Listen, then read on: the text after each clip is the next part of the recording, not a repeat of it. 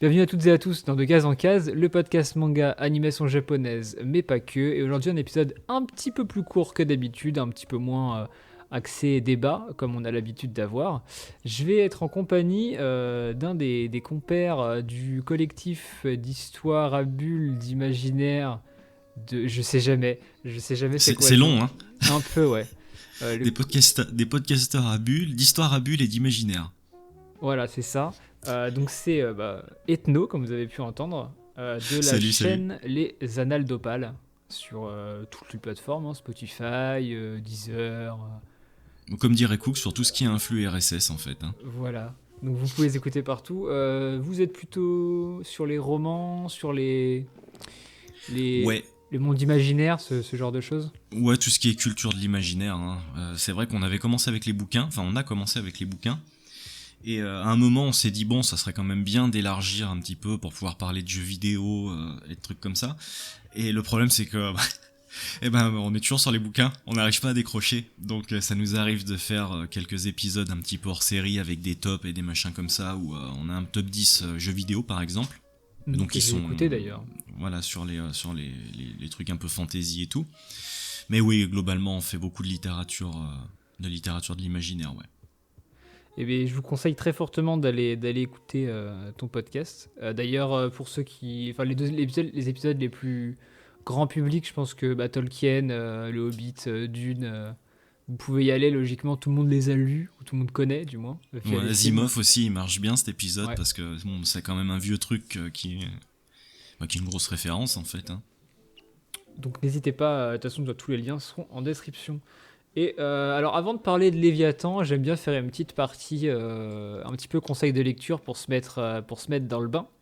Donc en fait, on va vous présenter une petite lecture ou deux, hein, ça dépend des gens, ou une petite série, un truc qu'on a vu récemment qui nous a bien fait kiffer pour vous partager à tous. Je vais te laisser commencer avec ton petit conseil. Ouais, bah ça va rien être de très surprenant parce que j'ai cherché des trucs qui collent à l'œuvre qu'on va présenter en fait. Donc je vais vous parler de L'école emportée d'Umezu qui est en fait en train d'être réédité là en ce moment, donc c'est pas terminé. Et bah ouais, il y a un thème raccord avec le Léviathan dont on va parler parce que ça parle d'une école qui disparaît donc avec ses élèves hein, et qui va se retrouver catapultée ailleurs. Donc je vais pas dire ni comment, ni pourquoi, ni quand surtout. Et les élèves vont devoir trouver un nouveau mode de fonctionnement parce que du coup ils vont se retrouver sans les adultes. Et ce qui est vachement intéressant, c'est qu'il est il est classé, je crois, dans la catégorie horreur. Ouais. Alors c'est assez étrange parce que effectivement il y a un côté très horrifique, mais c'est pas spécialement avec du gore, c'est pas spécialement avec des trucs surnaturels qui vont venir déchiqueter tout le monde. Non, là c'est vraiment moi je trouve qu'en tout cas la peur vient de l'humain en fait, et notamment des personnes qui sont présentes dans l'école, et ça soulève vraiment beaucoup de questions, beaucoup de problématiques assez intéressantes que j'ai pu retrouver notamment dans la lecture dans une certaine mesure hein, de Léviathan. Donc je pense que c'est important de le relire, d'autant plus que l'auteur a été cité par le gars qui avait fait Léviathan aussi. De toute façon, Umezu, je crois que c'est un des pionniers, si ce n'est le pionnier du manga d'horreur au Japon. Mm-mm. On le connaît un peu moins en France. En France, on parle un peu plus de Junji Ito. Je pense après toutes les rééditions, Ouais. etc. font Mm-mm. que. Même si Umezu, quand on se renseigne auprès des gens un peu plus pointilleux, c'est celui qui ressort quasiment à chaque fois. Et personnellement, j'ai pas lu L'école emportée. Ça me tente bien. Mais j'avoue que 11 balles les tomes, moi ça me freine un peu. Tu vois, j'étais parti pour en acheter les 3 premiers là, l'autre fois. Mhm. Et je suis arrivé, j'étais en mode ah putain, au même prix, j'ai 6 tomes d'une petite série à 6,90 € là. Bon. Ouais, c'est vrai que ça pique un petit peu, d'autant plus qu'il y a beaucoup de personnes qui sont réticentes, parce que c'est quand même un manga qui date des années 70, il me semble, j'ai plus la date en tête. Et c'est vrai que, moi au premier abord, en tout cas, les dessins m'ont quand même assez freiné, parce qu'il faut le dire, hein, c'est vachement old school. Hein. Mais bon, après, moi, l'histoire, elle a pris le pas sur tout ça, et du coup, voilà, je suis arrivé à m'y faire. Mais c'est vrai que je trouve qu'on a quand même à faire des persos qui sont un petit peu figés, avec des expressions qui sont qui passent un petit peu à côté du propos de temps en temps, mais non, franchement, ouais, je comprends ta réticence, mais après, moi, je pense que c'est un truc qui est important à lire. Après, si t'as l'occasion de les choper ailleurs, fais-le. Hein. Je pense que ma médiathèque les aura, vu Mhm. ils ont eu la super bonne idée d'acheter tous les Lovecraft. Ouais. Les autres Mhm. Gutanabe, ils ont eu la bonne idée d'acheter aussi. C'est quoi? C'est le roman de H.G. Wells. Avec les tripodes, j'ai plus le nom. La guerre des mondes. La guerre des mondes, ouais. Mhm. Voilà, ils ont eu la bonne idée d'acheter la guerre des mondes aussi en manga, qui est d'ailleurs qui est excellent. Donc je pense qu'ils auront envie d'acheter l'école emportée. Puis de toute façon, ils ont d'autres Umezu, je crois qu'ils ont Je suis Shingo. Je crois que c'est comme Mhm. ça que ça s'appelle. Je pense que je dirais ça à ce moment-là. Mais tu m'intéresses, au moment où tu as dit on sait pas où ils sont ni quand, là directement c'est le quand, moi. Moi j'aime bien les trucs où. Là je me dis, putain, ça se trouve, ils sont dans le futur, dans 200 ans, il n'y a plus d'hommes. Il y a une nouvelle espèce qui a réussi à. Et qui se nourrit justement des humains qui ramènent à leur époque pour les bouffer. Et j'imagine un truc comme ça, et du coup ça me tombe bien du coup là. Il faut le lire, il faut le lire. En plus, je crois que c'est 6 tomes, la réédition fera 6 tomes, Ouais, c'est ça, si ouais. je dis pas de Donc là, il y en bêtises. a déjà 3, il y en a une quatrième qui va sortir là bientôt, mais moi je pense que c'est fini pour bientôt. Hein. Ouais, bah là, on en parlait juste avant en off, il y a le magazine Glénat qui est sorti, en fait il y a toutes les sorties. Et dans le magazine, il disait qu'en juin, je crois, ça serait le tome 6. Ouais. Bon. Donc début juin, on aura toute l'école emportée qui sera sortie. T'avais un roman aussi, je crois, à Ouais, conseiller. pareil, j'ai essayé de trouver un petit truc, comme je te le disais juste avant qu'on commence, à peu près dans le même thème que Léviathan, parce que bon, voilà, je me suis dit que ça serait intéressant. Donc c'est pareil sans être pareil, parce que là c'est vraiment un roman, c'est un roman qui s'appelle La Vague, qui a été écrit par Todd Strasser, donc j'espère que j'écorche pas trop son nom. Et c'est un roman qui est quand même assez important, je trouve, parce que bien que ça soit pas quelque chose d'ouvertement SF, on ressent vraiment ce sentiment d'étouffement et d'oppression qu'on a dans Léviathan, en fait. C'est ça qui m'y a fait penser. Et là, pareil, on suit une classe qui va participer à une expérience sociologique, et cette classe va progressivement sombrer dans une sorte de, ouais, si, dans une sorte de totalitarisme, en fait. Et ça répond à la question que certains se posaient à l'époque de comment les Allemands, par exemple, ont pu laisser faire ce qui s'est passé pendant la guerre. Et c'est marrant parce qu'on parle souvent de Sa Majesté des Mouches quand on a affaire à des salles de classe, enfin des enfants qui ont perdu leurs repères, donc les adultes et tout ça, et qui doivent refaire une organisation. Et pas assez de ce roman-là. Donc je me suis dit que c'était quand même pas mal d'en parler parce qu'il est assez méconnu et pourtant il y a une grosse impact. Et là on assiste vraiment à la restructuration d'un système, un peu comme dans Léviathan, dans une autre mesure, hein, encore une fois. Mais, euh, mais voilà, il peut être super intéressant.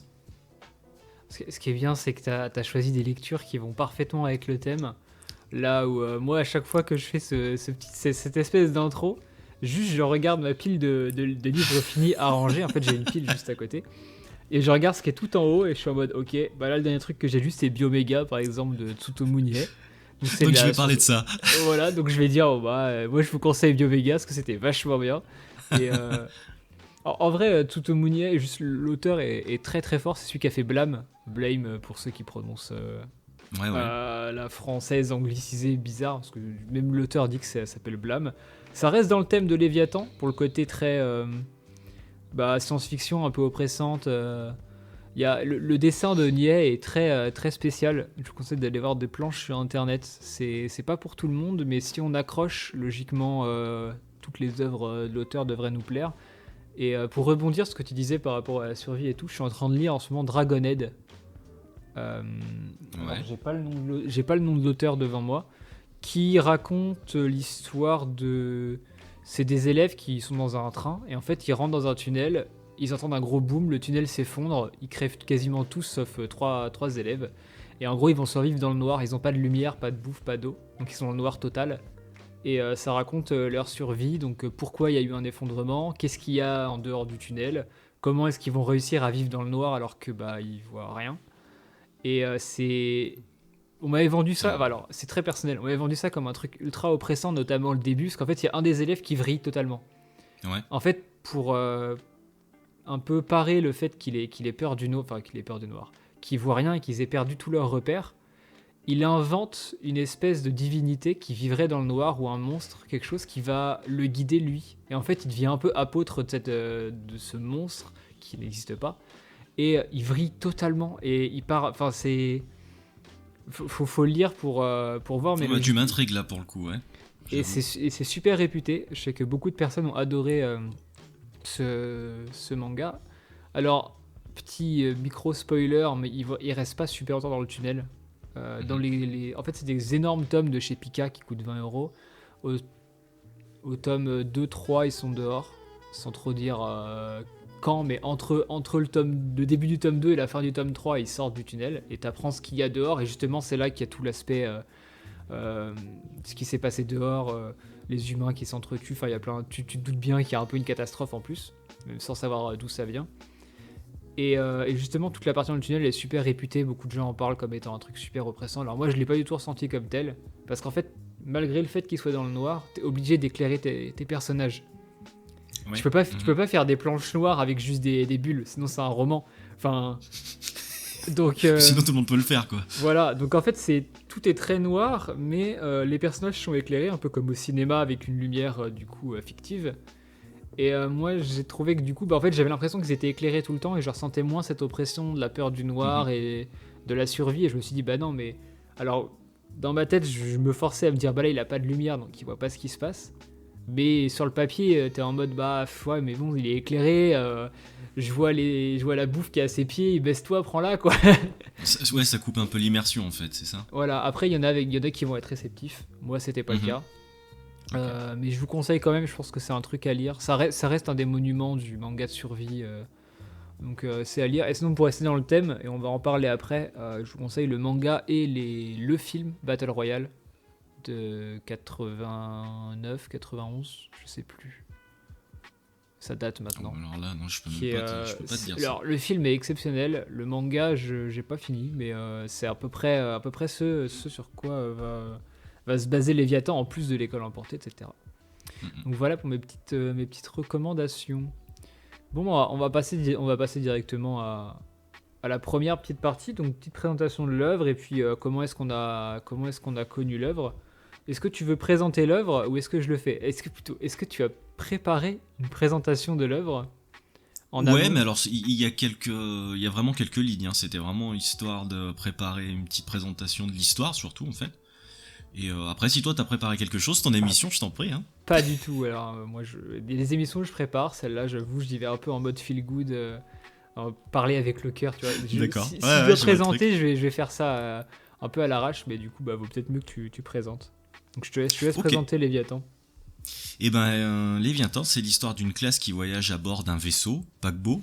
Donc j'ai marqué vaisseau / paquebot, hein, parce qu'on est bien d'accord que c'est un gros vaisseau avec une proue et tout ça. C'est le Titanic dans l'espace, quoi. Voilà, exactement, ouais. Ouais, c'est un peu ce qui, ouais. Et qui se fait heurter parce qu'il se présente comme une pluie de météorites. Donc la classe le Titanic dans l'espace. Ça peut être un concept en même temps. Ouais. Donc voilà, là, en l'occurrence, c'est pas un glacier, mais des météorites, hein, de ce qu'on veut bien nous en dire. Et la classe va se retrouver donc confinée dans une section du vaisseau, sans aucun moyen d'en sortir. Et la question de survie va alors se poser, et c'est à ce moment-là que des personnages vont se détacher du lot et finalement montrer leur véritable visage. Voilà, c'est ce que j'ai fait. Alors je pense qu'on peut préciser qu'en fait, dans le vaisseau, ils découvrent très rapidement, c'est au tout début du vaisseau, une capsule qui permettrait la survie, une capsule cryogénique, sauf que cette capsule peut ne contenir qu'une seule personne.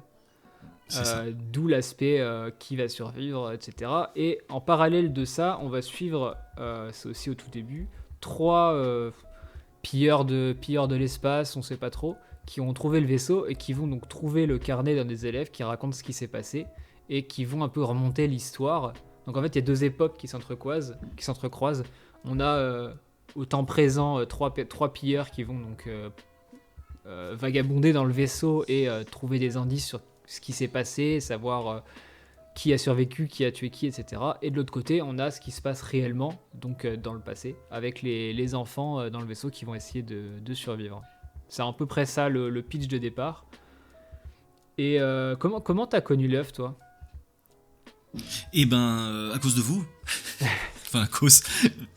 Pardon. Ou grâce à vous, pardon. Parce que du coup, ouais, vous en parliez sur le Discord du collectif, et j'ai jeté un œil, et c'est vrai que, moi, après, je suis allé voir. Et puis la hype a fait le reste, hein, concrètement. C'est vrai que c'est un manga, j'ai eu l'impression que c'est un manga qui est devenu connu par le bouche à oreille. Plus que par la com J'ai de... pas vu grand chose, hein, ouais, c'est. Parce que... Il faut dire que la couverture attire l'œil aussi, hein, ça, y a pas. C'est vraiment particulier, hein.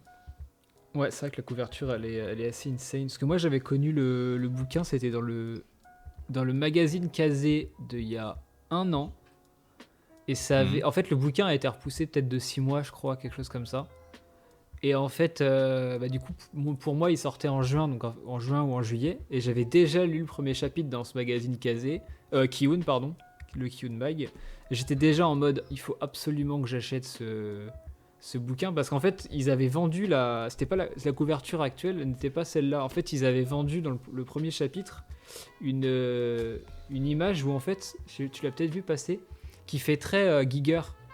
Tu vois Oui, l'artiste ou pas? tu vois avec les tuyaux qui sortent un petit peu, tout ça. Une nana qui est allongée, qui a des tuyaux qui sortent du crâne, et en fait qui fait un peu dans Star Wars Ahsoka entre autres. Enfin, si tu coupes les tuyaux, ça fait un peu ça.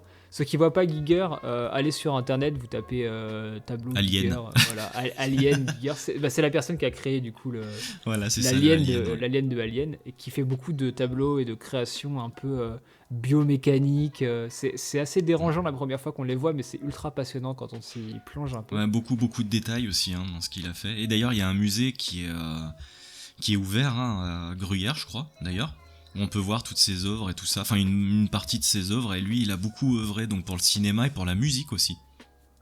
Il a fait beaucoup de pochettes pour des artistes suisses aussi, parce qu'il était suisse. Et c'est vrai que y a une vraie patte, hein, chez lui, on reconnaît direct. Et même, je pense que même si on connaît pas le nom de l'artiste, quand on voit une peinture, on se dit bon, et qu'on te dit que c'est lui, concrètement, tu dis ah oui, mais je connais forcément, ouais. Il y a des trucs vraiment ultra connus. Ouais. Il a inspiré énormément de personnes. Enfin, on en parlait juste avant de Blam avec Tsutomu Nihei.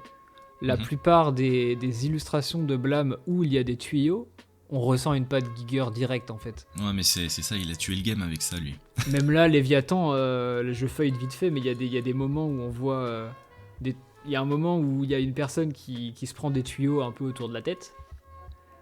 Et ben là, j'étais en mode, ok. Pour dire ça comme ça. Ouais. Ok, là, il y a une petite inspiration Giger, quoi, très légère. C'est ça, ouais, exactement. Ouais. Et c'est vrai que maintenant, c'est dur de... Ça fait partie des artistes où l'œuvre a dépassé l'artiste, et maintenant, c'est dur de ne pas voir les influences. Comme dès qu'on voit une créature céleste, on est en mode, c'est Lovecraft. Alors que c'est un poulpe. Ouais. Voilà, c'est ça. On fait directement... Il y a des rapprochements comme ça qui se font, et du coup, Giger en fait partie. Et je sais plus ce que je disais par rapport au premier chapitre. Si, ça m'avait beaucoup hypé, du coup j'attendais que ça sorte. Et c'est vrai que sur le Discord on en a pas mal parlé. Si vous nous écoutez, que vous n'êtes pas encore sur le Discord, sachez qu'on a un Discord avec un collectif de podcasters. On est à peu près 8 podcasts, je crois, 8 ou 9. C'est ça, une centaine de personnes sur le Discord. Voilà, donc c'est pas mal, on parle de tout et de rien, de BD, de comics, de romans, de jeux vidéo, de musique, enfin... On partage autour de la pop culture, et comme ça vous êtes informés dès qu'il y a un podcast qui sort de l'un d'entre nous, et ça vous permet d'avoir plein de podcasts différents si vous en consommez énormément. Vous en aurez toujours à écouter logiquement, et tous les podcasts sont à peu près complémentaires. J'en profite pour dire que si vous voulez laisser une petite étoile, une note ou un commentaire, vous pouvez aussi. Ça mange pas de pain et ça fait plaisir. Donc voilà, si vous connaissez Giger, vous laissez un petit commentaire en mode je connais Giger, et comme ça, je verrai qu'il y en a parmi vous qui... Enfin, pas personnellement, hein, parce qu'il est mort. Hein. Donc... oui, non, mais qui connaissent, qui connaissent son existence. Bon, on va pouvoir parler directement de Léviathan, tranquillement. Bon, t'en as pensé quoi, concrètement, là, de ce tome 1 ? Ouais, en étant tout à fait objectif, j'ai adoré, hein, concrètement. Donc, de toute façon, l'espace, une situation un peu chelou, truc un peu claustrophobique, moi, ça m'a parlé d'office.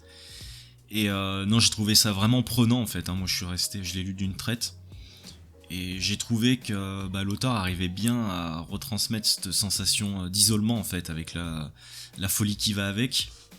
Et voilà, on a affaire à des personnages quand même qui ont un caractère bien marqué, c'est ça que j'ai apprécié aussi.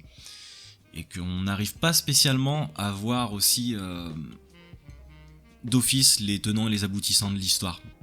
Même si moi, la fin, on y reviendra, je pense, j'étais un poil déçu. Mais bon, ça c'est un autre truc. Ouais, on en reparlera après de la fin. Je pense qu'on fera une petite partie spoiler pour ceux qui ont déjà lu le tome 1 plus tard dans l'épisode. Je vous ferai un gros warning sonore, mais on spoilera vite fait les quelques éléments pour rentrer dans les détails. Et puis aussi parce que c'est sympa d'avoir des... Quand tu écoutes un podcast, j'aime bien, si t'as pas lu, tu peux écouter le podcast. Et si t'as lu à la fin, tu pourras dire « Ah tiens, ils pensent comme moi, ils ont vu des trucs que j'avais pas vus. » Et c'est toujours sympa. Mais c'est vrai que ouais, les personnages, je trouve qu'ils sont très archétypés. On a vraiment... Il n'y a pas de personnage où on a du mal à cerner son comportement. Je trouve qu'ils sont tous très bien définis. On a un peu, on a un peu la peste, on a le mec renfermé sur lui-même, on a le gars qui se fait harceler et qui, bon, bizarrement, je pense qu'on se doute qu'il va buter pas mal ses harceleurs. On verra, mais voilà, il y a les harceleurs, il y a tout, quoi. C'est un peu normal. Et encore une fois, dans le genre de récit, Dragonhead a la même chose, l'école emportée aussi, c'est que les adultes servent à rien. Ouais, voilà, c'est-à-dire qu'il y a un... Enfin, les enfants, parce que c'est des gamins, ils sont totalement privés de leurs repères. Et ça, je pense que c'est super important dans le récit, parce que justement, ils vont être livrés à eux-mêmes, et on est en droit d'attendre à ce qu'il se passe un truc. On se dit, bon, bah voilà, c'est la relève, ils vont peut-être essayer d'amener les choses différemment, ou pas, là en l'occurrence. Et ça met vraiment en relief, moi je trouve, et c'est ça que j'ai aimé, c'est que ça met en relief vraiment la nature humaine, plus que tout autre véritable danger, en fait, si tu veux. On sait que, là, pour l'instant en tout cas, il n'est pas question d'alien ou quoi que ce soit, donc on sait forcément d'où va venir le danger, et on sait que c'est forcément quelqu'un de l'équipe ou quoi que ce soit. Et en fait, ça les met vraiment face à la plus grande peur de l'être humain, quoi, donc la mort, parce que là, c'est une question de survie. Et c'est dans ce sens-là où j'ai vraiment apprécié le scénario, c'est que voilà, il y a vraiment les réactions sont vraiment exacerbées, il y a vraiment un côté imprévisible. En fait, on ne sait pas vraiment si vraiment le méchant est vraiment méchant ou si le gentil est vraiment gentil, parce qu'à la fin, et je vais pas spoiler, ça on en parlera peut-être dans la partie spoil, mais il y a une question qui arrive à la fin et qui pour moi a tout remis en relief en fait. Je sais pas si je peux trop en parler. Non, on en parlera après, parce que là on en parlera après, ouais. Sans que tu me le dises, je pense que je vois pas la question. Mm-hmm. Pourtant je l'ai relu, mais j'avoue que j'ai un peu du mal à... Oh, tu me diras après, on en parlera ouais. Dans la partie spoil, mais ouais, c'est vrai qu'ils sont mis directement face à la peur, et c'est ça que j'avais bien aimé, c'est que comme l'histoire est séparée en deux, enfin en gros t'as les enfants d'un côté et les 3 pilleurs de l'autre. Les enfants, on sait que tous les problèmes vont venir d'eux-mêmes. Et ça va pas venir de l'extérieur. La surprise, elle est pas, enfin c'est pas le même type de surprise que dans d'autres récits. Où par exemple la plupart des récits de survie, tu sais pas d'où va venir le problème. Est-ce que ça va être un zombie ? Est-ce que ça va être une catastrophe naturelle ? Est-ce que ça va être le manque de bouffe ? Est-ce que ça va être l'homme ? Est-ce que ça va être des animaux sauvages ? Là non, là on sait directement que ça va être eux parce qu'ils ont un chrono sur la tronche. Ils savent que, je crois que c'est au tout début de dire 48 heures ou c'est ça, ouais. C'est 2 jours. Ils ont 48 heures de survie et dans 48 heures, ils crèvent. Donc, on n'a pas ce côté survie où est-ce qu'ils vont manquer de bouffe. Non, ils auront tout ce qu'il faut pendant 48 heures. Mais qu'est-ce qui se passera à la fin de ce décompte et qu'est-ce qui va se passer pendant ce décompte ? Et à contrario, la partie avec les pilleurs, eux, tu sais pas sur quoi ils vont tomber. Et j'ai bien aimé le fait qu'ils aient des problèmes eux aussi en tant que pilleurs, sans rentrer dans les détails de ce qui se passe pour eux. Mais eux par contre, il y a des vraies surprises de survie. Et je pense qu'il y a peut-être moyen qu'il y ait des pilleurs qui s'en sortent pas. À voir. Mais c'est possible. Quand on fera la partie spoil, on va essayer d'anticiper un peu ce qui va se passer dans les 2 autres tomes. C'est là que ça va fuser dans les esprits. Mais moi j'ai pas mal de théories là-dessus.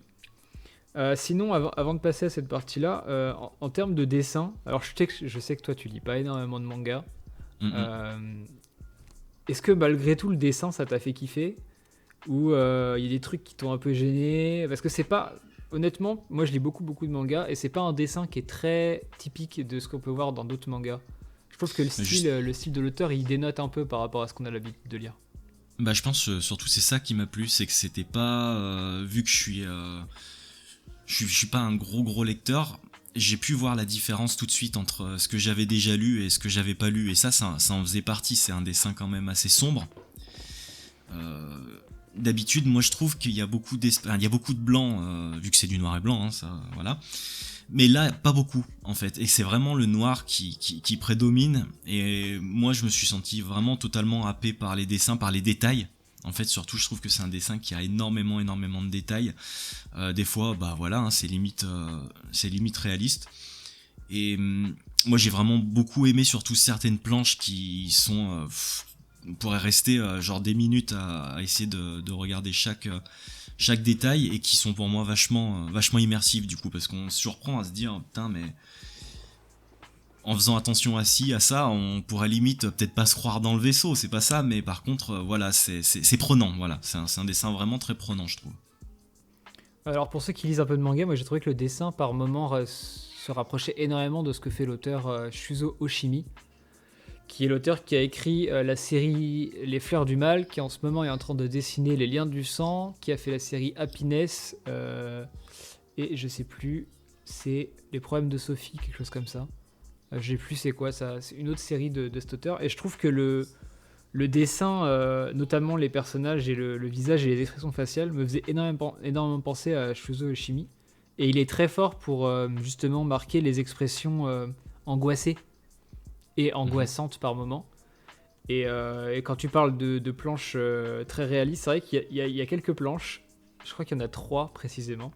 La première, de toute façon, la première, quand on la voit, il y a un personnage qui est contre un mur, qui regarde vers le spectateur. Tu dois voir la planche. C'est un personnage qui se fait pousser contre un mur par un autre. Ouais. C'est la première grosse planche. Si tu veux voir, c'est page 91. Si vous avez votre manga à côté quand vous écoutez le podcast, c'est page 91. Et le moment où j'ai vu cette planche, j'avoue que ça m'a coupé dans ma lecture et que j'ai pas pu. C'est vrai que c'est. Ouais. Celle-là, j'étais obligé de rester. Obligé de rester un moment dessus parce qu'elle est. Il y a quelque chose de dérangeant. Ouais, c'est vrai que c'est. Elle est juste incroyable cette planche. Ouais, c'est vrai qu'il y a une belle expression du genre, mais t'es malade. Ouais, celle-là, elle est sacrément forte. Et je crois qu'il y en a une autre vers la fin avec un autre personnage qui est allongé par terre, qui est à peu près dans le même style. Mais de toute façon, vous verrez en feuilletant ça. Mais ouais, au niveau des dessins, et faut noter aussi que l'auteur, il a des techniques qui sont différentes de ses copains mangaka. C'est que d'habitude, le mangaka, en gros, il fait son croquis. Ensuite, il dessine au propre. Et il envoie ça à des assistants qui vont mettre les trames, qui vont coloriser les noirs, etc. Et l'auteur, donc on n'a pas encore dit son nom, c'est Shiro Kuroi. Donc c'est son premier manga. Il a eu envie de tout faire. Et en fait, tous les petits gribouillages qu'il y a dans toutes les trames, en fait, tous les petits gribouillages qu'il y a dans les dessins pour faire les ombres et les reliefs, en fait, c'est des patterns qu'il a lui-même dessinés. Il a tout fait tout seul, et en fait il applique ça ensuite à ses dessins. Il y a des making-of qui traînent sur les pages de Kiyun, etc. Et c'est ultra intéressant. Il a une méthode de travail qui est pas du tout comme font les autres, et ça rend le dessin encore plus pour moi dérangeant et oppressant, parce qu'on n'est pas habitué à voir justement ce genre de dessin très c'est en plus de fourmiller de détails avec des marques sur les murs, une petite écriture, un panneau à droite où tu vois un câble qui va sur les pieds du personnage, ou des gravats qui sont dessinés à la main sans être des trucs préfaits. En plus de ça, tout ce qui est ombrage et texturisation, il a vraiment apporté un truc unique qui n'est pas habituel dans les mangas, parce que souvent, pour faire un manga, les auteurs se basent sur des banques de textures déjà préfaites par la Shueisha ou Kodansha ou autres, qui sont les gros producteurs de manga au Japon. Comme dans les films, finalement, avec les doublages, les voix off, les bruitages, etc., souvent ils ont des banques de sons qu'ils réutilisent, notamment le cri de Willem qui est le plus connu. Et là, du coup, il a tout fait lui-même. Et je trouve ça impressionnant d'avoir mis autant de taf tout seul dans un bouquin. Ça me rappelle ce qu'avait fait l'autrice de Doro et Doro, pour ceux qui connaissent, Kyu Hayashida, qui a aussi tout fait elle-même. Et c'est les planches, à chaque fois, on est obligé de s'arrêter parce que le souci du détail et de la texture, elle est. Enfin, c'est là, quoi. Ça donne de la personnalité, je pense aussi, et c'est ça qui fait que... Ça, on en reparlera à la fin. Moi, j'ai trouvé que c'était un bouquin qui avait quand même sa patte, en fait, une vraie personnalité, et c'est ça qui fait que j'étais à moitié déçu de la fin du manga, donc encore une fois, on en reparlera. Mais j'ai trouvé ça, pourtant j'en ai feuilleté quand même, hein, c'est vrai que j'en lis pas beaucoup, mais j'ai presque 40 berges, j'ai commencé les mangas, j'étais tout gamin. Donc il y en a quand même qui me sont passés entre les paluches, et c'est vrai que j'ai jamais rien retrouvé, j'ai jamais rien lu de pareil en fait, hein, concrètement. C'est vrai. Bah, du coup, je pense on va juste terminer vite sur la partie non spoil. Si ça vous intéresse, le bouquin c'est du grand format, c'est chez Kiyun en seinen, ça coûte 9,95 sans les réductions libraires. Le bouquin est super beau. Il est grand, la cover elle est incroyable, on l'a dit. Les pages sont noires, enfin les tranches sont noires, un petit peu comme la Black Edition de Death Note, ce qui fait que ça fait une belle pièce qui dénote un peu dans les mangatech. Ça sera en 3 tomes. Je pense qu'il y aura un tome tous les 3-4 mois. De mémoire, Kiyun avait dit que le tome 2 était quasiment terminé après relecture et le tome 3 était quasiment terminé en termes de dessin. Donc je pense qu'en une année révolue, on devrait avoir l'intégralité de la série.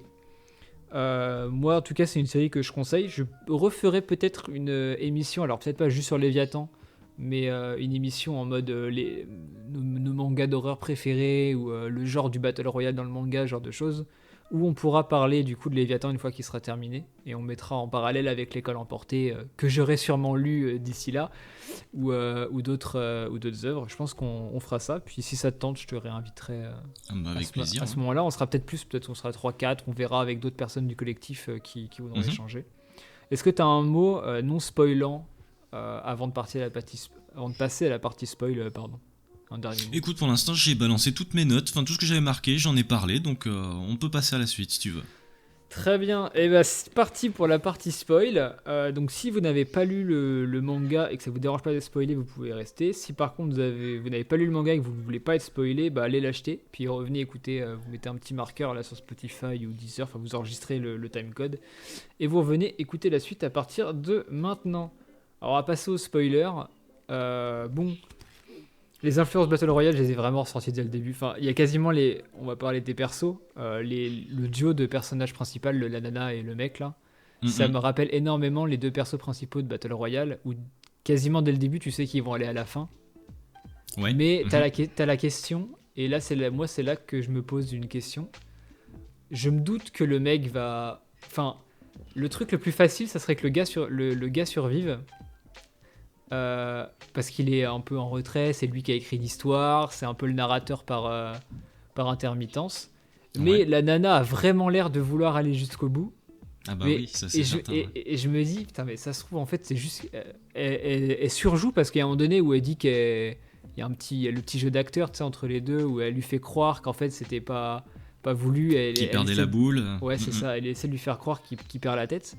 Et je me suis dit, mais ça se trouve, vu qu'à un moment donné, elle dit qu'elle était plus ou moins amoureuse de lui, ou qu'elle l'avait déjà remarqué, enfin qu'elle voulait se rapprocher de lui. Ça se trouve, elle fait tout ça pour l'emmener au bout, et arriver au final, elle va lui dire, du coup, je t'aime, survie, moi je capoute, quoi. Ouais, ça serait tordu, moi, mais ouais, j'ai peur de pas, ça. ouais. C'est je crois que c'est...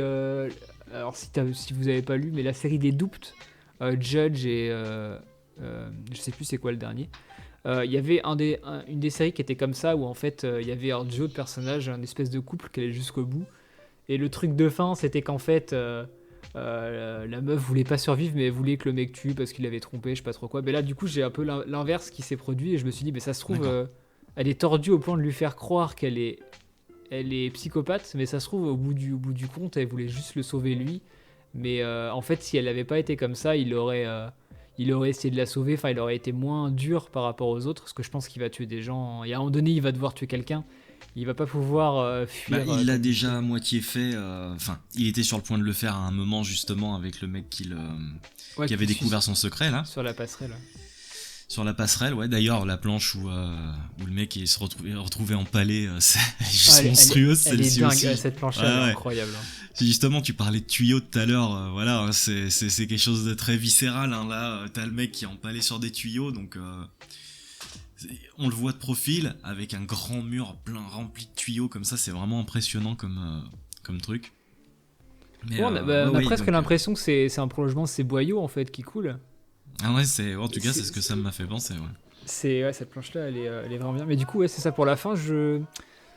J'ai peur qu'il rentre dans un truc comme ça, en fait. Alors que tu vois, moi, la référence Battle Royale, je l'avais pas du tout. Et c'est vraiment venu à la fin pour moi. C'est-à-dire que quand j'ai vu ces deux personnages, justement, c'est pour ça que j'ai été déçu de la fin. Je vais m'expliquer, parce que là, je peux en parler maintenant, du coup. Pour moi, vu que c'est un manga avec une vraie personnalité, j'ai été un petit peu déçu en me disant non. Enfin, ça peut pas se finir, ça peut pas se finir comme ça en tombant sur un ressort qu'on connaît déjà, qui a été usé jusqu'à la corde, parce que du coup, ça a donné son nom. Le Battle Royale a donné son nom quand même à un style bien particulier, que ce soit des films, du manga ou quoi que ce soit. Et là, j'ai été déçu de me dire que Léviathan, qui est un truc vraiment qui a son univers vraiment propre, je trouve. J'attendais un petit peu autre chose, je t'avoue. Et bon, sans dire que j'ai été déçu, j'espère, alors là parce qu'on est à la fin d'un seul tome, hein, on n'a pas encore tous les tenants et les aboutissants, c'est pas impossible que ça tourne autrement après, mais c'est vrai que j'aurais vu peut-être un autre déroulé à l'annonce de cette capsule temporelle, enfin capsule temporelle, n'importe quoi, de cette capsule de survie, cryogénisation, je crois. Voilà, donc en gros tout le monde pète un câble, ça commence à littéralement tuer des gens à coups de fourchette dans le réfectoire. J'ai trouvé ça drôle, ça. Et ça se termine là-dessus. Donc je me suis dit d'accord, ok, enfin bon pourquoi pas. Mais j'espérais quand même autre chose. Et pour continuer sur ce que je te disais tout à l'heure, où je pouvais pas trop en parler, c'est la question que se pose. Donc on a une personne, c'est la fille qui a quand même tué 2-3 personnes, hein, justement pour que le secret soit gardé et tout ça. Et à la fin, moi j'ai trouvé que sa question remettait limite en... ça remettait en cause les meurtres qu'elle a commis, parce que, en gros, elle fait comprendre au garçon que si ça s'était pas su, la situation aurait pas dégénéré comme ça, et que en gros, si elle a tué tout le monde, c'était dans le souci de garder ce secret et donc de donner une chance à un des deux, hein, de pouvoir survivre. C'est pour ça aussi que je me dis qu'à la fin, ça se trouve, elle va retourner sa veste, parce que sinon elle l'aurait buté lui dès le début, tu vois. Ouais. C'est ça, parce qu'elle elle a aucun scrupule à tuer notamment la prof, je crois que c'est elle qui la tue.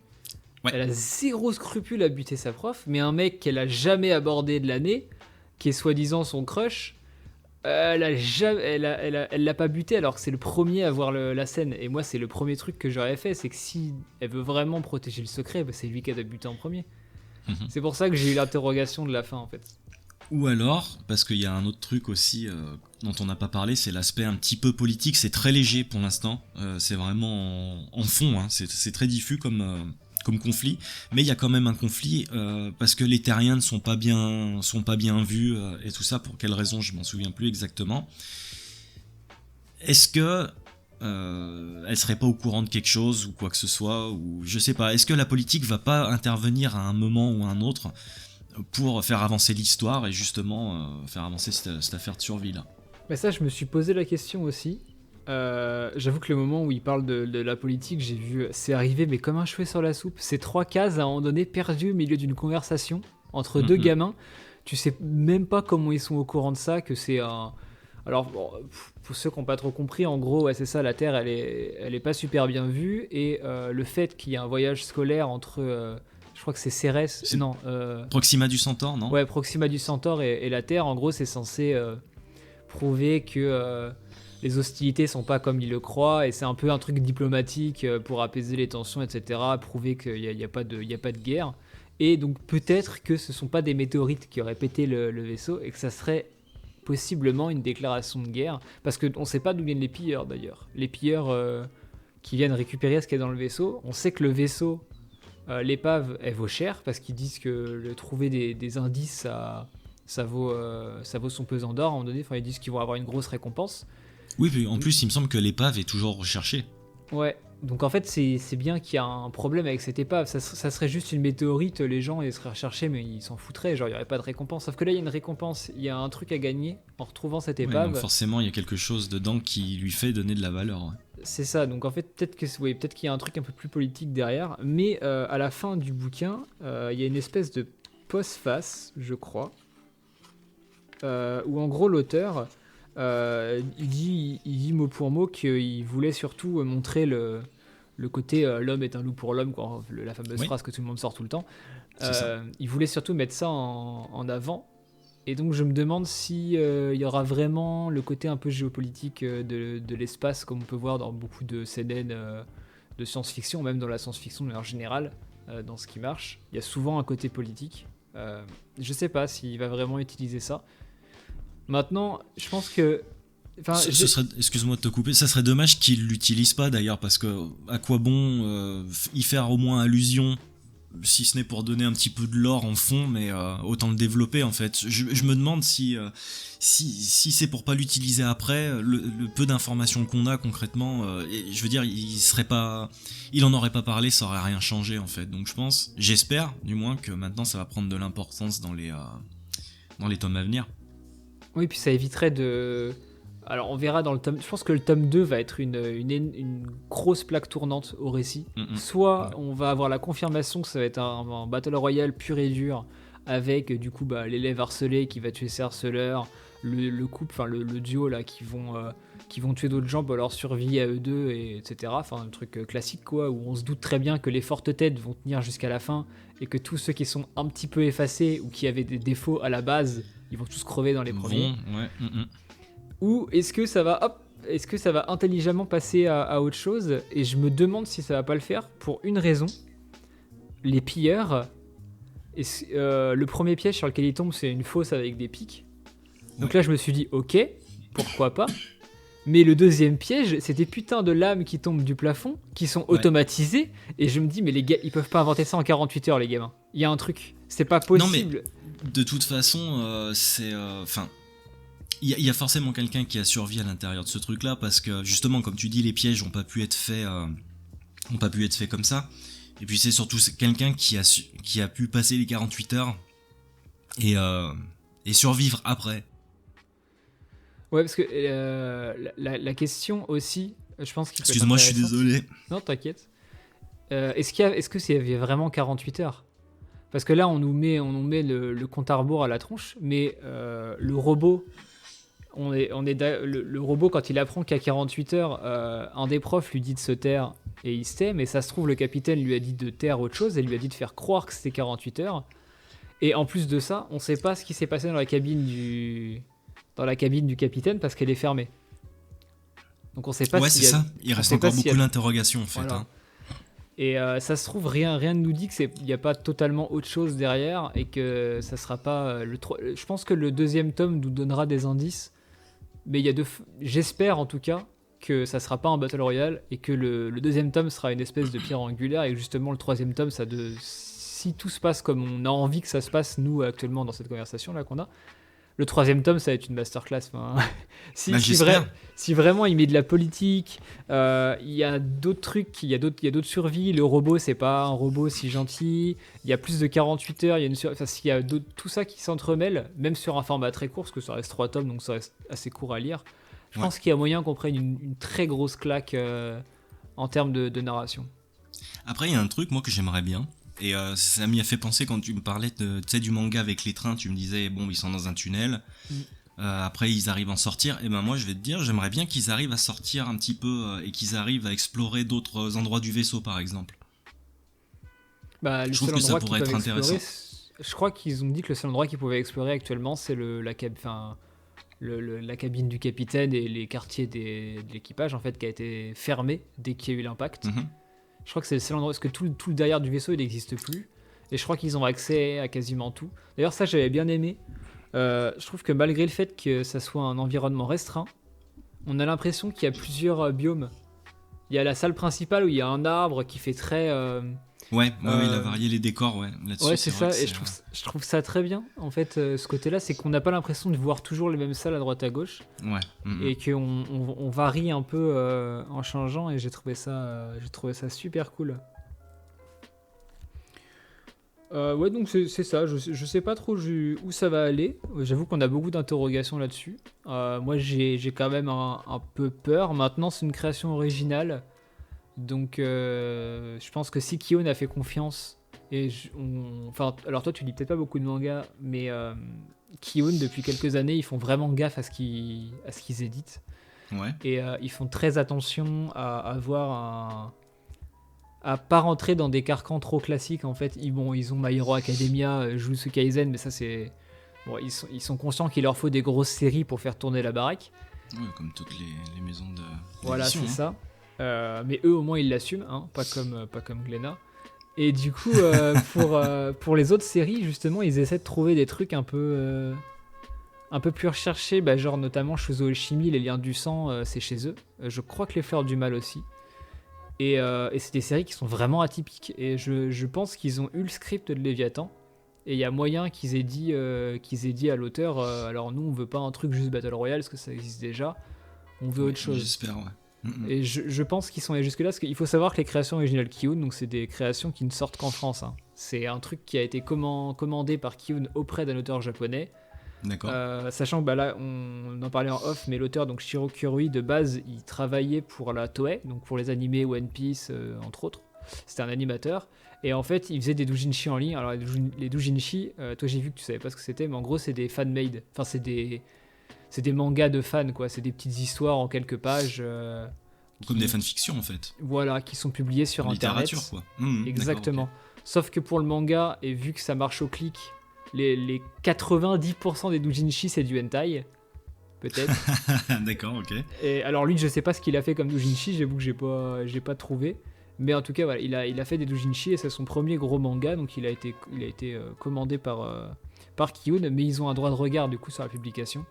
Ouais. Et vu que là c'est du Kiyun Seinen, parce que je sais qu'ils ont une autre série qui s'appelle Beyond the Clouds, Kiyun, dans la catégorie Kiyun Kizuna, qui est du coup du manga pour enfants. Ouais. Et en le lisant, ça se sent qu'ils ont une ligne directrice très très précise.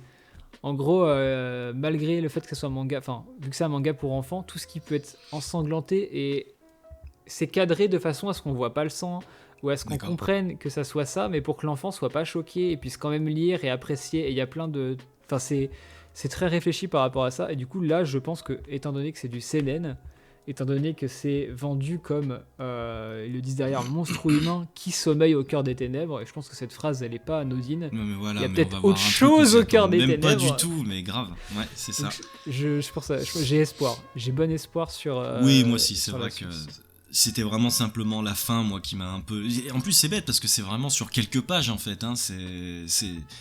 Mais bon, moi non plus, je pense pas que ça parte dans un. Alors peut-être qu'il y aura un aspect Battle Royale, ça c'est fort possible. Mais après, est-ce que ça tournera vraiment autour de ça? Je pense pas. Et justement, cette vision d'un loup est un loup pour l'homme, ça peut être exploité de tellement de façons différentes et dans des angles différents. Bon, j'ai bon espoir aussi, concrètement. Oui, c'est vrai que ça se trouve, l'héroïne, c'est la fille d'un dirigeant de Proxima du Centaure ou un truc comme ça. Enfin, il y a peut-être un truc Ouais, caché. je suis certain que l'aspect politique y est pas pour rien. C'est pas possible. Ouais, Et parce puis on qu'il est dans la il aurait pas science-fiction. Non, Ouais. non, et puis voilà, c'est de la science-fiction, et c'est vrai que la politique a toujours eu une grande importance là-dedans. Mm, Donc c'est vrai. ce serait dommage, là, vu qu'on est vraiment dans un truc vraiment purement SF, quand même assez orienté adulte, ça me paraît très bizarre de ne serait-ce que d'en parler sans pour autant le développer. Ça, j'y crois pas trop. C'est vrai qu'il en aurait pas parlé si vous. Non, non. Vu que c'est qu'en 3 tomes, faut que ça aille vite. Enfin, faut que ça aille vite. Tout ce qui est superflu n'a pas sa place. Donc je pense que tout ce qui est présent a son importance. Notamment le fait qu'on soit dans le futur et que le gamin prenne des notes écrites. Il y a peut-être autre chose. Peut-être qu'il y a une différence de technologie entre deux planètes.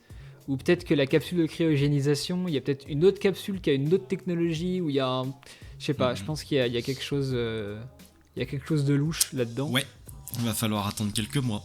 Ouais, et aussi je pense que le nom, parce que ça s'appelle le Léviathan, mais il y a peut-être Mhm. des trucs cachés par rapport. Alors, j'avoue que je suis pas trop renseigné sur le côté mythologique du Léviathan. Je sais que ça vient de la mythologie nordique, hein.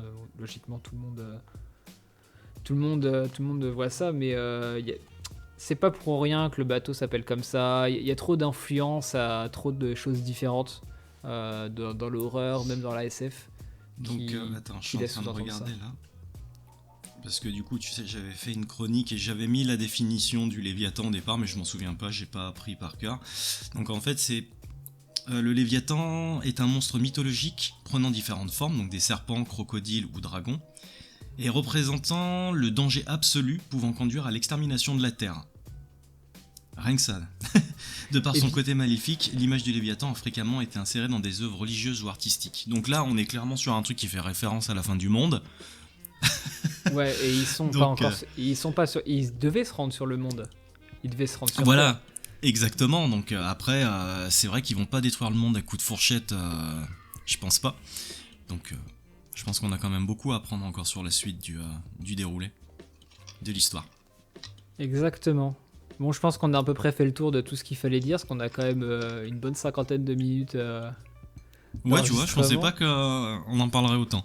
Non, pareil, mais en fait, il y a beaucoup il y a beaucoup d'interrogations en fait qui sortent de ce tome 1, malgré le Mhm. fait je trouve qu'il s'autosuffit quand même. Genre, tu finis le tome 1, t'es pas en mode ah, j'ai pas lu assez. Toi, t'es content. T'as ton début, t'as ta fin, Ah ouais, ouais, c'est ça. t'as envie d'avoir la suite, mais t'as eu beaucoup de choses dans ce tome 1, ça s'est bien développé. T'as pris ta claque sur certaines planches. Et je trouve que t'as pas cette sensation de trop peu qu'il peut y avoir dans certains tomes. Je pense notamment au dernier Gun Mars Chronicle, où en fait c'est tout petit, il y a très peu de chapitres, et où tu Mhm. sens qu'en fait le découpage en chapitres, il est pas. Ils auraient pu faire plus. Les derniers Berserk aussi, tu sens Ouais. qu'ils auraient pu faire plus. Et là, je trouve que ça s'autosuffit bien. Bah, là, Et c'est une œuvre assez dense hein, quand même. Hein. Tant mm, au niveau du scénar, justement, de l'immersion et des dessins et tout ça. Donc, c'est vrai que je pense qu'il n'en aurait pas fallu plus. C'est bien, je pense que le découpage, il va être bien fait. Et puis là, comme tu dis, ouais, quand on referme le bouquin, bah voilà, on est limite en train de déjà le rouvrir pour le relire encore une fois. Je pense que ça va pas traîner pour moi.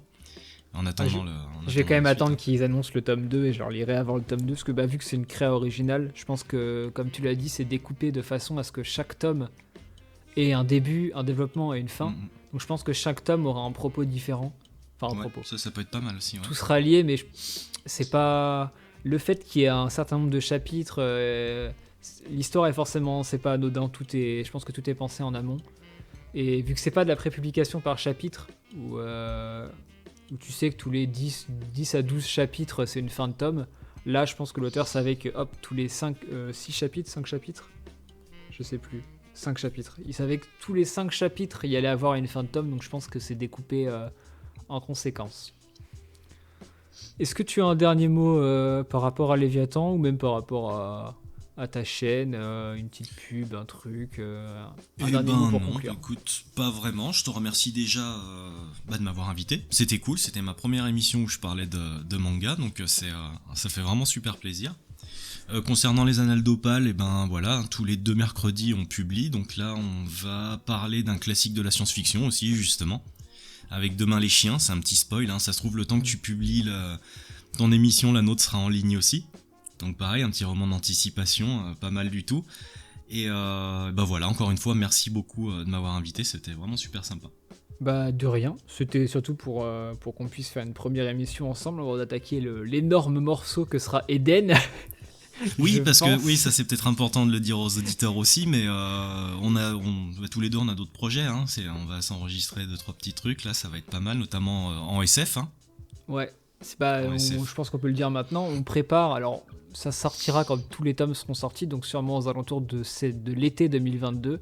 Il y aura une très grosse émission avec plusieurs personnes sur le manga Eden de Hiroki Endo, qui pour moi est un chef-d'œuvre total de la SF.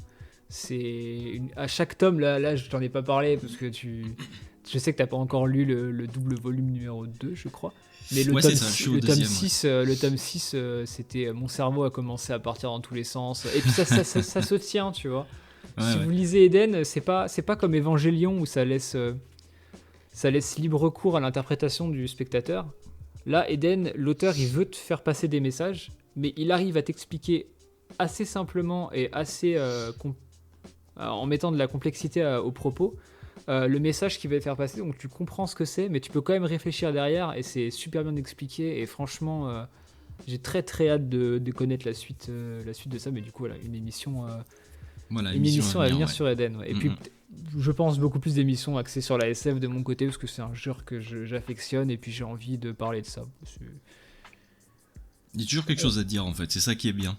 Ouais, c'est ça. Malgré le fait que quand on prend un peu de recul, c'est vrai que ça parle un peu toujours de la même chose, la SF. Mais il y a toujours un autre sous-texte ou une autre illustration qui. Et puis des points de vue, beaucoup de points de vue différents en fait, surtout.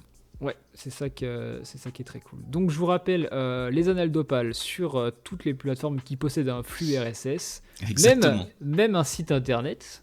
Tu as un blog maintenant. C'est un blog voilà, que j'ai ouvert il y a peu de temps. Donc là, il y aura de la chronique écrite de ma part. Je reprends les activités. Et du coup, on en profitera pour poster les épisodes et tout ça. Donc il n'y aura pas spécialement que de la SF ou de la fantasy. Je vais m'essayer à d'autres genres aussi. Parce que je lis pas que de ça. Donc ça peut être intéressant de faire découvrir d'autres choses peut-être un peu plus classiques aux gens. Et c'est surtout, après, essayer de varier les genres aussi, pour parler de jeux vidéo, de trucs comme ça. À l'écrit, des fois, c'est peut-être un peu plus facile de s'exprimer. donc voilà. Et d'ailleurs, tu as fait un article sur Léviathan que je vous conseille d'aller lire, qui résume à peu près l'émission qu'on a fait là, c'est ça, ouais. mais formulée d'une autre façon. Et puis c'est toujours cool de relire un peu pour vous remettre l'émission en tête. Puis si jamais vous voulez relire l'article avant de lire le tome 2 quand il sortira, si vous écoutez cet épisode avant la sortie du tome 2, n'hésitez pas, ça vous rappellera un peu les événements marquants de ce premier tome. Bon, moi je vais vous laisser là-dessus. Laissez une petite étoile, un commentaire, comme je vous l'ai dit au début de la vidéo. Ça nous fait extrêmement plaisir, c'est super important, ça vous prend vraiment une seconde.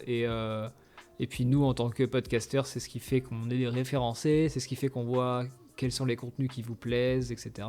N'hésitez pas à partager sur les réseaux sociaux, à venir sur le Discord aussi. On parle avec tout le monde, on est super ouvert là-dessus. Et pour découvrir un petit peu d'autres podcasts. Merci à toi, Ethno. Et merci encore pour ton invitation. Pas de souci. Et puis je vous dis à la prochaine. Et puis lisez plein de livres et plein de mangas. Ciao.